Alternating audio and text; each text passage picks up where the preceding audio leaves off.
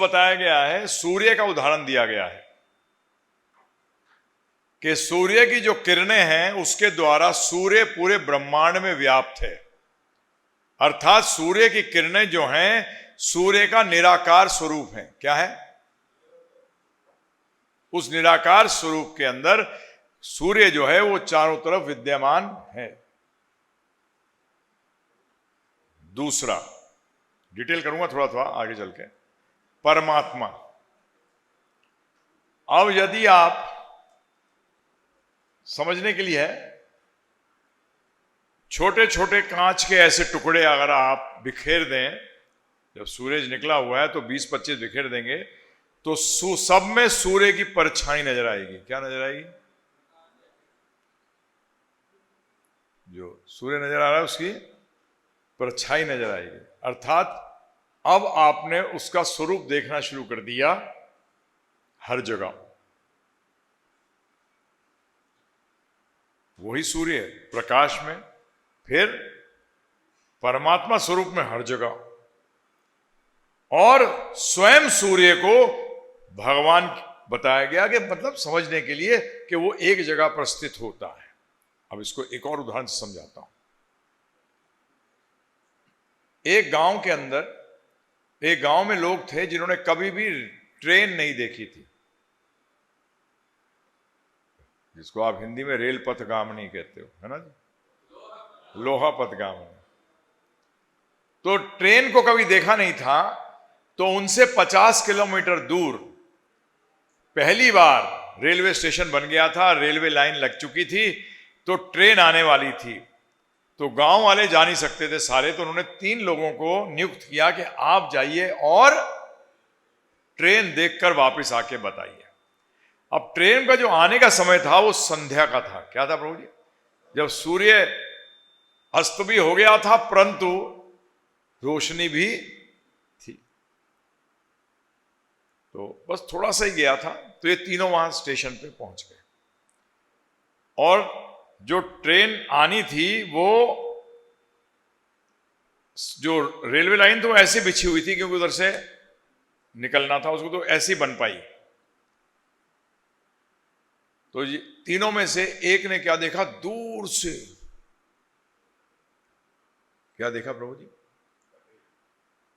कि एक कुछ आ रहा है, और उस टाइम उसने संध्या हो चुकी थी, तो इसने लाइट चालू कर दी थी। क्या कर दी थी? अपनी लाइट चालू कर दी थी।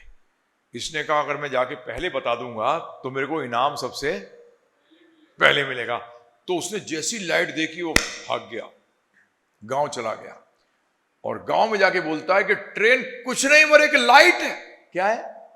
एक लाइट है। दोनों रुके रहे।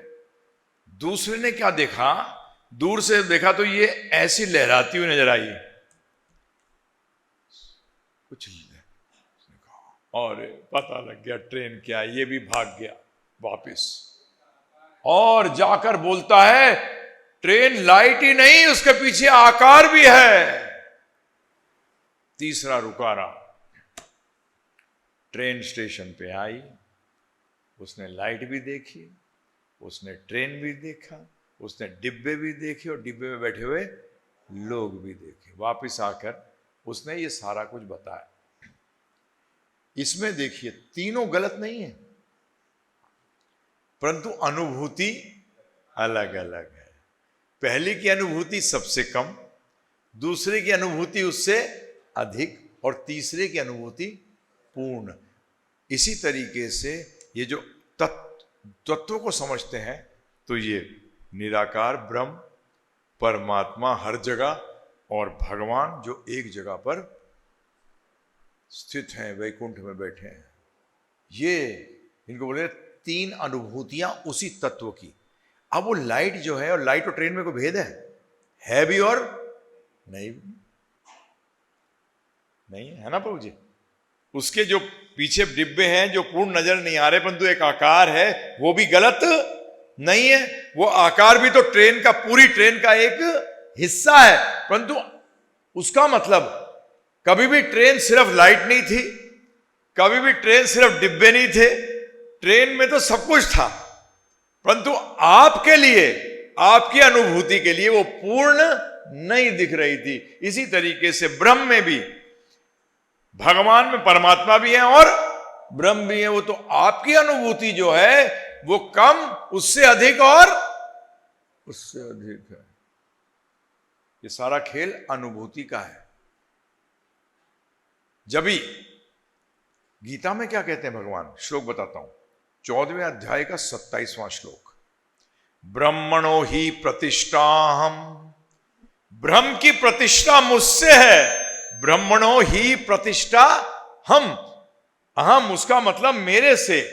ये ब्रह्म की जो प्रतिष्ठा है मुझसे है। ये 14वें अध्याय का 27वां श्लोक है। कौन से अध्याय? 14वें अध्याय का, कि ब्रह्म की प्रतिष्ठा मुझसे है, मेरे पे ब्रह्म टिका हुआ है। क्या प्रभु जी? जैसे कि ट्रेन पे लाइट टिकी हुई है, सूर्य की रोशनी किस पे टिकी है प्रभु जी? सूर्य पे। इसी तरीके से ब्रह्मणो ही प्रतिष्ठा हम, कि ब्रह्म की प्रतिष्ठा किस पे है? मेरे कारण है। ये गीता में स्पष्ट कह रहा है। अब आस्ते आस्ते बोलना शुरू करूंगा। अहम यहां कौन कह रहा है? भगवान श्री कृष्ण। भगवान नहीं कह रहे, भगवान श्री कृष्ण कह रहे हैं। इससे जो और अधिक अनुभूति है वो है परमात्मा की। परंतु ये भी, जैसे ब्रह्म आंशिक अनुभूति है, ऐसी परमात्मा भी आंशिक अनुभूति है।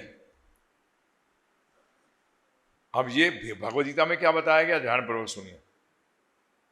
13वें अध्याय के 30वें श्लोक का मैं आपको बता रहा हूं। परमात्मा क्या करते हैं? ब्रह्म पे ना सब कुछ टिका हुआ है, शक्ति पे सब कुछ, निराकार पे सब कुछ टिका हुआ है। आपकी जो गुरुत्वाकर्षण शक्ति है, यह आकार है, साकार है, निराकार है? निराकार है, परंतु सारा विश्व उस पर टिका हुआ है। ये आपकी धरती जो पूरे सूर्य की चारों तरफ घूम रही है, ये भी तो एक शक्ति घुमा रही है ना प्रभु जी, इसको टिका के रखी हुई है। इसलिए ये सारी चीज आज सूर्य की किरणों पे क्या है प्रभु जी? सारा जितना भी वाणिज्य है वो सारा किस पे टिका हुआ है? उस पे, और सारा जीवन ही उस पे टिका हुआ है। क्योंकि मैंने आपको कल बताया था, जो मांसाहार जानवर भी है वो किस पे टिका हुआ है? शाकाहारी जानवर पे। उसके बगैर तो शाकाहारी, और वो किस पे टिके हुए? सूर्य की किरणों पे। समझ में आ रहा है आपको? अब परमात्मा के रूप में वो परम सत्य क्या करता है, आज जब मैं आपको ये बता दूंगा तो आप कभी जीवन के अंदर परमात्मा शब्द का इस्तेमाल नहीं करेंगे। आप बोलेंगे प्रभु जी वो क्यों? चलो पहले तो समझ लेते हैं परमात्मा जी करते क्या है, फिर मैं समझाऊंगा आपको। उपदृष्टा अनुमंता च परमात्मेति चाप्य उक्तो। उपदृष्टा नियंता च, परमात्मा क्या करते हैं? दो कार्य, उपदृष्टा और दूसरा कार्य नियंता, कंट्रोलर। और उपदृष्टा का मतलब देखते हैं, आपके साक्षी हैं। क्या है प्रभु जी? जो आप करते हो वो सब कुछ देखते हैं। और नियंता का मतलब फिर उसके अनुसार आपको फल देते हैं। तो अभी इतना ही समझ लीजिए, फिर थोड़ा सा आगे चलेंगे कि परंतु इनको क्या कहा गया है? आत्मा या परमात्मा? परमात्मा। ये एक बड़ी गलत धारणा है, आत्मा सो परमात्मा। ये बोगस धारणा है, बिल्कुल बोगस। आत्मा तो अंशी रह गई, आत्मा तो आत्मा ही है, और परमात्मा उपदृष्टा कहाँ हो आप नियंता क्या हो? आप तो नियंता हो ही नहीं, हैं जी। ये कलयुग है प्रभु जी, ध्यान रखना। कलयुग किसका युग है? अधर्म का कि धर्म का? तो क्या फैलेगा? अधर्म फैलेगा कि धर्म फैलेगा? ये ध्यान रख के चलिएगा किस युग के अंदर हम हैं। अधर्म की परिकाष्ठा क्या है? नास्तिकता। अधर्म की परिकाष्ठा क्या है? अधर्म कहां से आया? नास्तिकता से पैदा हुआ है सारा। तो ये आत्मा सो परमात्मा, नहीं जी नहीं, बिल्कुल गलत। यहां उपदृष्टा है, नियंता है। अब इसको समझाऊंगा मैं आपको। अब मैं एक बार आपके साथ जो तो भी इस शरीर में एक अन्य दिव्य भोक्ता है जो ईश्वर है, परम स्वामी है, उसी साक्षी तथा अनुमति देने वाला है के रूप में विद्यमान है, और जो परमात्मा कहलाता है। और जो क्या कहलाता है प्रभु जी? परमात्मा कहलाता है। तो यही कहा भगवान ने, हृदय सर्वस्य विष्टितम, मैं हृदय में क्या हूं? क्या स्थित हूं? वास करता हूं। अर्थात आत्मा भी हृदय में और परमात्मा भी साथ में हृदय में रहती है। उसका मतलब आपके हर चीज की साक्षी है। आप जो सोचते हो, करने से पहले सोचते हो, वो भी आपके साक्षी हैं। अब आते हैं भगवान। इसको और एक्सप्लेन करूंगा, चिंता मत करिए, अभी आपको समझाऊंगा, परंतु मैं एक बार पहले छोटे में और फिर विस्तार में। भगवान, चलिए इस शब्द को समझते हैं एक और तरीके से। धनवान, धन और वान, जो धन को वान करे वो क्या है? विद्यावान, जो विद्या को वान करे वो विद्यावान। भगवान, जो भग को वान करे वो भगवान। अब आप कहोगे भग क्या होता है? इसका भगवान शब्द का परिभाषा पाराशर मुनि ने दी है। पाराशर मुनि कौन थे? वेदव्यास जी के पिता। पद्म पुराण के अंदर उन्होंने कहा है, ऐश्वर्यस्य समग्रस्य वीर्यस्य यशाश्रियः ज्ञान वैराग्यश्चैव सननाम भग इति गणः। जिनके पास संपूर्ण बल, ये भग का मतलब है ऐश्वर्य। क्या होता है? भग शब्द का मतलब है ऐश्वर्य। जो 6 ऐश्वर्य, जो मुख्य ऐश्वर्य हैं, 6 को वान करते हैं, वो भगवान कहलाते हैं। बता रहे हूं। पहला, संपूर्ण बल। सबसे अधिक बली नहीं है ये सारा बल इन्हीं के पास है। हमारे पास भी जो बल आता है वो इन्हीं की कृपा है, क्योंकि आत्मा इनका अंश है। उसका मतलब आत्मा की जो जीवन की शक्ति है वही तो आपको शरीर को बल देता है। सही बात है, गलत बात है? जिस दिन आत्मा शरीर त्याग देती है प्रभु जी, उस दिन तो यह शरीर बलहीन हो जाता है, जड़ हो जाता है।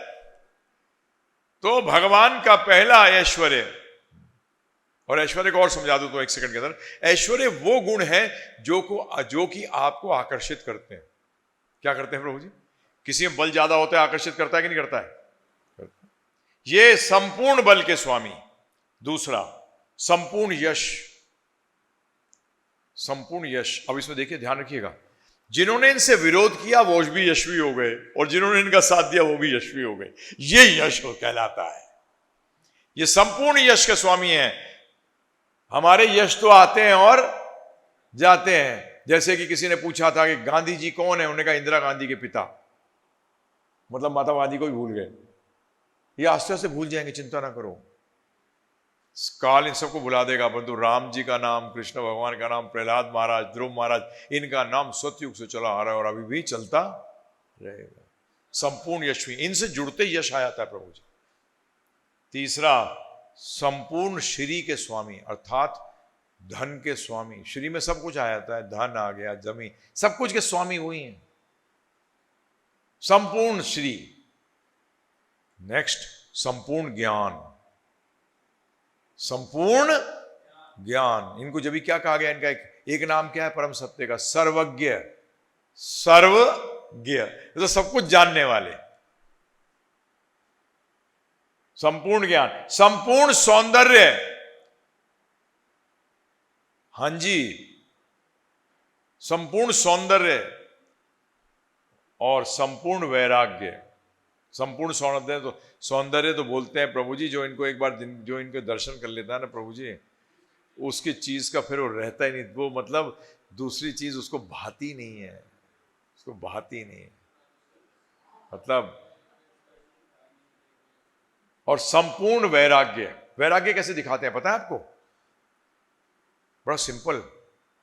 ये हमारे एक भक्त ने बड़ा अच्छा कहा था, वो बताया था ना, वो पीछे बिट्स पिलानी के गोल्ड मेडलिस्ट रहे। फिर उन्होंने एक ही श्लोक पढ़ने पे भक्त बन गए और वो नोबेल प्राइज विनर में प्रचार करते हैं, जिन्होंने चेतना पे पहली बार क्वांटम मिनिक्स और चेतना पे उन्होंने रिसर्च करके और पीएचडी करी है। तो बड़ा अच्छा दिया, मुझे अच्छा लगा उदाहरण बड़ा। वैराग्य ये होता है प्रभु जी कि अगर असुर नास्तिक बड़ी तपस्या करेगा कि उनको ये सिद्ध करे कि वो नहीं है, तो उसकी सहायता करते हैं, और यदि भक्त तपस्या करेगा उनको सिद्ध करने के लिए तो उनकी सहायता करते हैं। वो अटैच नहीं है, सिंपल। जिसने ज्यादा तपस्या करी उसको उसका फल मिलना चाहिए।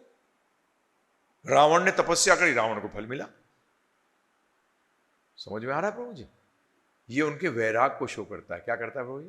कि उनको राग नहीं है किसी चीज से। जब वो गीता में कहते भी, आगे जब कर्म में बात करूंगा तो बताऊंगा, वो किसी कर्म से लिप्त नहीं होते। तो ये 6 ऐश्वर्य जिसके पास संपूर्ण हो वो भगवान कहलाता है। अब बताइए मुझे, यहां इतने भगवान जो घूम रहे हैं, मैं तो एक लेता हूं पहले, सौंदर्य का। इनसे ज्यादा सुंदर तो वो फिल्म स्टार है नहीं प्रभु जी? हकीकत में बात करते हैं। भगवान कैसे कहते हैं अपने आप को? सारे श्री के स्वामी हैं वो? क्या सर्वज्ञ हैं वो? संपूर्ण बल है उनके पास? कैसे अपने आप को भगवान कहते हैं? यह है भगवान शब्द का अर्थ। अब आप समझ जाओगे, आप मूर्ख बनोगे अब भगवान कोई अपने आप को कहेगा तो। अब पता लग गया भैया भाई साहब आपके पास एक भी ऐश्वर्य नहीं है, और वो भी है थोड़ा सा, अगर होगा तो थोड़ा सा है। ये भगवान शब्द का अर्थ है। अब ईश्वर शब्द का अर्थ बताता हूं आपको मैं। ईश्वर का मतलब होता है नियंता, और परम ईश्वर का मतलब होता है जो परम नियंता है, अर्थात उसके ऊपर कोई और नियंता नहीं है। ईश्वर शब्द का ईश शब्द का मतलब होता है नियंता, ईश्वर। तो हम लोग भी ईश्वर हैं क्योंकि हम अपने भाग्य के नियंता हैं, परंतु हम परम ईश्वर नहीं हैं। ये फर्क करना सीखिए। हम आत्मा हैं पर परमात्मा नहीं है। हम ईश्वर हैं पर परम ईश्वर नहीं है। परम ईश्वर का मतलब जो पूर्ण रूप से परम नियंता है। अब भगवान की एक क्वालिटी है प्रभु जी, जब भी ब्रह्म संहिता में देखिए, सुनिए आप। अब मैं ला रहा हूं आपको कि कृष्ण क्यों भगवान बोलते हैं आप। मैं नहीं बोलता। कई बार लोग कहते हैं आप बोलते हैं, मैंने नहीं, मैं बोलूंगा तो बेकार हूं।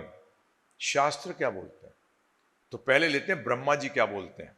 क्या ब्रह्मा जी क्या बोलते हैं? ब्रह्मा जी कहते हैं ईश्वर परमः कृष्ण।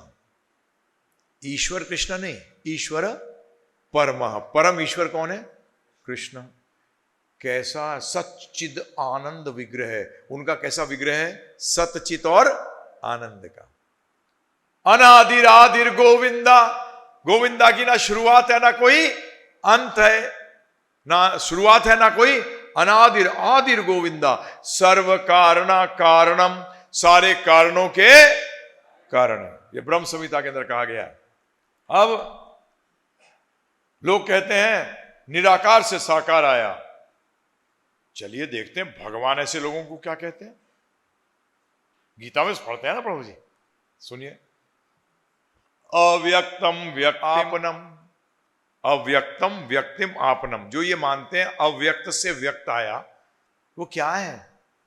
मन्यन्ते, जो मानता है, माम मुझे, अबुद्धया, उसकी बुद्धि नहीं है। ये गीता कह रही है, मैं नहीं कह रहा। और भगवद गीता को डिनाई कर दिया कोई। अव्यक्तम व्यक्तिम आपनम मन्यन्ते माम मुझे, अबुद्धया। मैं नहीं कह रहा प्रभु जी। 7वां अध्याय का 24वां श्लोक लिख लीजिएगा, अगर पढ़ना हो तो पढ़ लीजिएगा। अव्यक्तम व्यक्तिम आपनम मन्यन्ते माम अबुद्धया। वो बुद्धि नहीं है उसकी। अव्यक्त से व्यक्त नहीं आया, व्यक्त से अव्यक्त आया। शक्ति जो है वो आपके कंट्रोल में है। आप जब दिखाना चाहो दिखाते हो, नहीं दिखाना चाहो नहीं दिखाते। हाँ नहीं, साकार से निराकार आया नहीं, साकार के कंट्रोल में है निराकार। अगर देखा जाए साकार, देखिए आप बैठे हैं, जब तक आप बोलते नहीं मुझे पता ही नहीं कि आपकी बुद्धि कितनी है। जैसी तो बुद्धि तो है, बोलने पे जाहिर हो गई। वो बोलने पे क्या हुई? जाहिर हो गई, सामने आ गई। अब वेदों में एक चीज और सुनिए, ध्यान रखिए। यत्र वतिरणम कृष्ण आख्यम पर ब्रह्म निराकृति, बड़ा सरल वो है, यत्र यत्र आवतीरणम, अवतार लेते हैं, कभी कभी वो अवतार लेते हैं। कृष्णाख्यम, कौन? कृष्ण। वो क्या है? पर ब्रह्म। क्या है ब्रह्म? क्या है प्रभु जी? पर ब्रह्म नराकृति। पर ब्रह्म जो है वो नराकृति में है। पर ब्रह्म जो है किस आकार में है? अब इसको गलती लोग कह सकते हैं, कह देते हैं कि भगवान हमारे जैसे लगते हैं। अरे मूर्ख, हम भगवान जैसे लगते हैं, इसलिए मनुष्य योनि को सबसे श्रेष्ठ बताया गया है। क्योंकि इसके अब दिखाइए क्या बाइबल के अंदर आया है, man is made in the image of God. Bible में है ये कि इंसान जो है वो भगवान के स्वरूप में बनाया गया है। Man is made in image of God. ईश्वर नहीं है, मनुष्य ईश्वर जैसा है। उल्टा मत बोलना। ये बोला, बेटे को देख के बोला, अरे पिताजी तेरे जैसे लगते हैं, ये गड़बड़ हो जाएगी। हाँ बेटा तू पिताजी जैसा लगता है, हम उल्टा बोलना शुरू कर देते हैं कि अरे तेरे पिताजी तो तेरे जैसे लगते हैं। ये गलत स्टेटमेंट है। समझ में आया प्रभु जी आपको? परंतु हमारे तरह वो उसको सीमित नहीं करते, ये भी ध्यान रखना। हाँ, हमारे हाथ पैर हमें सीमित करते हैं, परंतु उनके हाथ पैर होने पे भी वो असीमित हैं। समझ में आया प्रभु जी? जब भी बंध भी गए, नहीं भी बंधे, पूरी रस्सियां भी आ गई, परंतु पेट में बंधा हुआ धागा नहीं टूटा। अरे भाई ये क्या है? हैं जी? कई बार लोग बोलते हैं गोवर्धन उठा लिया, तो कई बार स्टूडेंट बोल देते हैं, यंगस्टर आजकल के नए, और ऐसा थोड़ी हो सकता है। मैंने कहा तो फिर आपके पिताजी ने उठा रखा है पृथ्वी को, है बताइए। अरे जो पृथ्वी उठा सकता है इस अनंत ब्रह्मांड के अंदर इन सब ग्रहों को, सूर्य को जो मंडल में घुमा रहा है, उसके लिए गोवर्धन उठाना कौन सी बड़ी बात है भाई? बच्चे का खेल है, बच्चे का खेल है।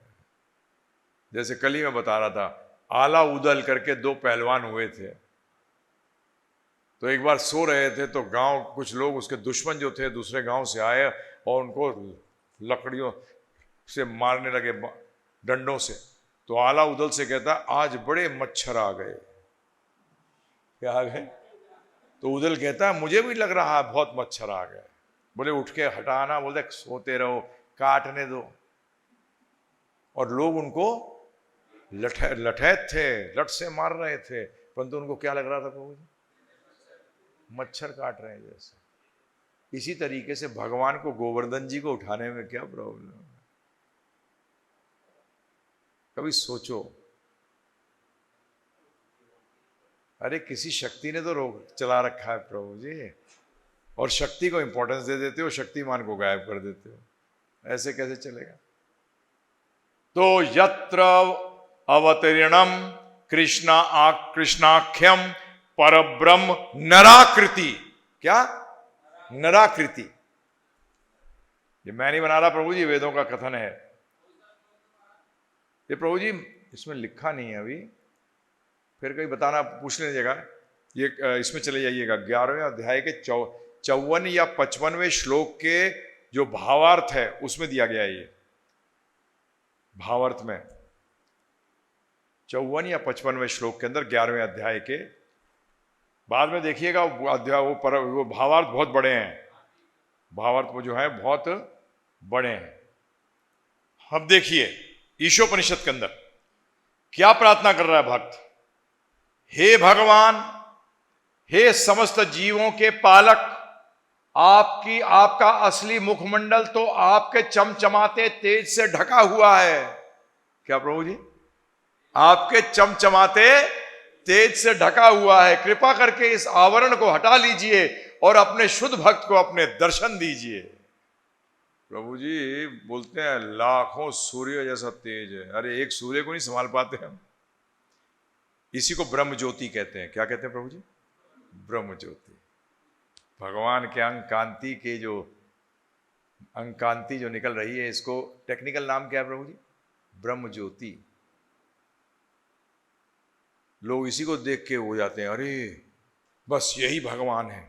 और मजे की बात यह, हम वेदों में ब्रह्म ज्योति कहा गया, कुरान में नूर कहा गया। नूर क्या कहा गया? नूर। क्या अल्लाह का नूर है, मतलब उनका पूरा कांति है। आगे क्या कहते हैं? हे भगवान, हे आदि विचारक, हे ब्रह्मांड के पालक, हे नियामक, शुद्ध भक्तों के लक्ष्य, प्रजापतियों के शुभ चिंतक, कृपा करके आप अपनी दिव्य किरणों के तेज को हटा लें, जिससे मैं आपके आनंदमय स्वरूप का दर्शन कर सकूं। आप सूर्य के समान शाश्वत भगवान है, जिस तरह की मैं भी हूं। मैं भी शाश्वत आत्मा क्या है? मैं भी शाश्वत हूं, मैं हूं। देखिए, सनातन शब्द अस्तित्व को सिद्ध करता है। क्या करता है प्रभु जी? जिस चीज वस्तु का अस्तित्व ही नहीं है, वो सनातन कैसे हो सकता है? सोचिए ध्यानपूर्वक। ये अस्थाई है, ये सनातन है। ये का मतलब क्या है? अस्तित्व है या नहीं? तो ये सत शब्द जो है ना, शुरू का सतचित आनंद में सत पहले अस्तित्व को सिद्ध करता है। किसको सिद्ध करता है? अस्तित्व को। है सनातन का मतलब सनातन हो ही नहीं सकता यदि वस्तु वो है ही नहीं। जो चीज है ही नहीं उसमें सनातन, उसमें काल क्या असर करेगा प्रभु जी? बताइए, करेगा? सनातन कैसे हो सकता है वो जो है नहीं? जो है उसी पे वो ही सनातन हो सकता है। जो है नहीं, जो है वही अस्थाई भी हो सकता है, सनातन नहीं।